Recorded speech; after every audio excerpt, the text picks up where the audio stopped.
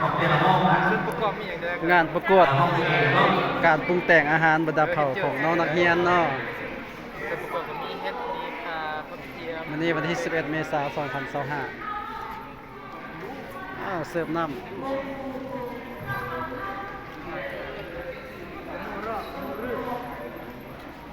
อันนี้หอม1มกปูเนาะ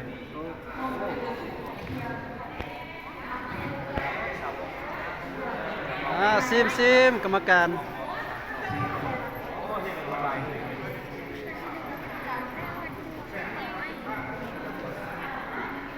2เฮ็ดแกงเนาะ ให้รวมเลยให้รวมกันเลยวะคะแนนใช่กรรมการคิดอะไรอีก ส้ม1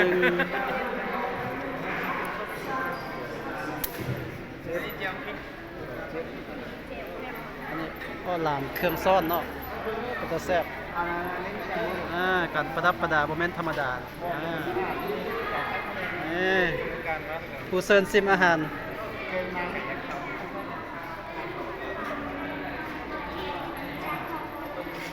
อันนี้มาซองเมนูอย่าง สุดเฮ็ด อ๋อสุดเห็ดนางลม สุดเบิ่งส่วนประกอบแม่หรูหราเลย เบิ่งส่วนประกอบเนาะแล้วมาเบิ่งผลเป็นของกันปรุงแต่งโอ้ก็เป็นตาแซ่บอยู่หมอ32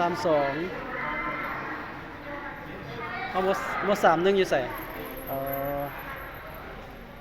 จืนหมูกรอบว้าว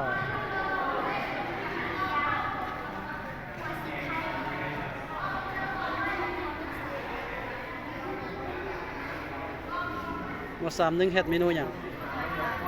ก้อยปลาก้อยปลาอันนี้หมู41เมนูอย่างหมู41โอ้อันนี้ซุปผักเนาะ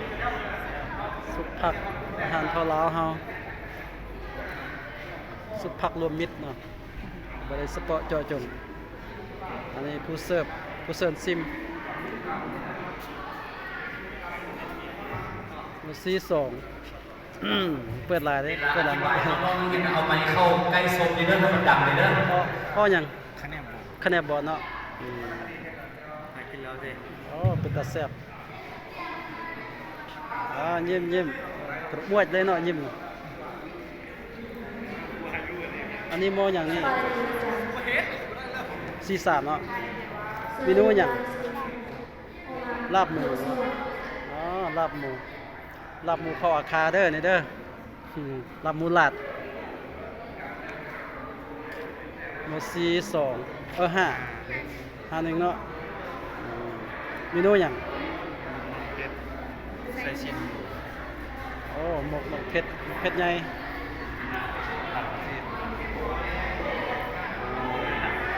สึงแก้งเลย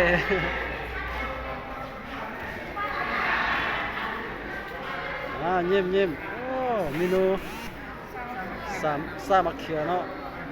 โอ้ยามหิวข้าวนี่เบิ่งกันได้ก็เป็นตาแซ่บมัดหลากหลายเมนูหลากหลายประเภทอาหารกุนต้งดร่วงเลยบัดนี้โฟกัสมักเผ็ดเด้อมักเผ็ดเป็นตะกับเป็นตะแซ่บแล้วอันนี้เอิ้นอะไรอย่างนี้นี่ภาษาลาวอะไรอย่างนี้ตำป๊อกบ่อันนี้แกงหน่อไม้เนาะใส่ผักรวมมิตรจากม.53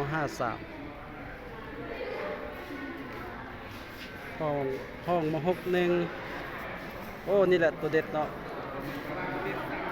ก้อยไข่มดแดงเนาะก้อยไข่มดแดงแต่แซ่บอยู่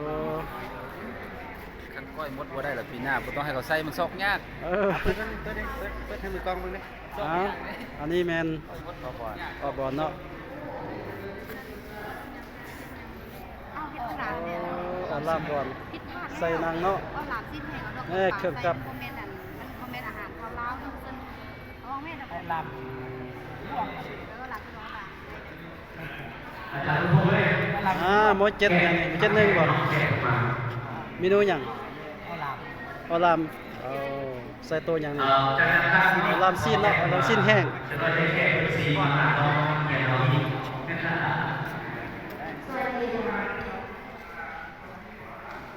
อ๋อเมนูสุดท้ายห้องสุดท้ายมันนี่มาเจ็ดสองแกงป่าแกงแบบใดเนี่ยแกงธรรมดาบ่แกงส้ม ธรรมดาธรรมชา ธร ติ รมดาเนาะ แกงธรรมชาติป่าจากธรรมชาติเลยมันจะเหมือนกัน เนาะอันนี้ปลาหยัง เราต้องการตัวที่หมายจากธรรมชาติบ่ ว่าเป็นสีคนนั้น เลี้ยงแบบธรรมชาติอ๋อเป็นตาซิมเป็นตาแซ่บเนาะ เอา เจ็บเด้อจ้า เอาวันนี้รวมทั้งหมดมี 16 ห้องเนาะเมนูอาหารกับ 16 เมนูไปประกวด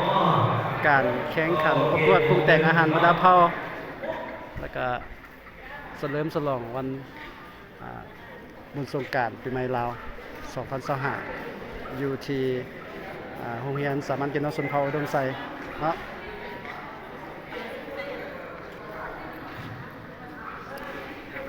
อ๋อ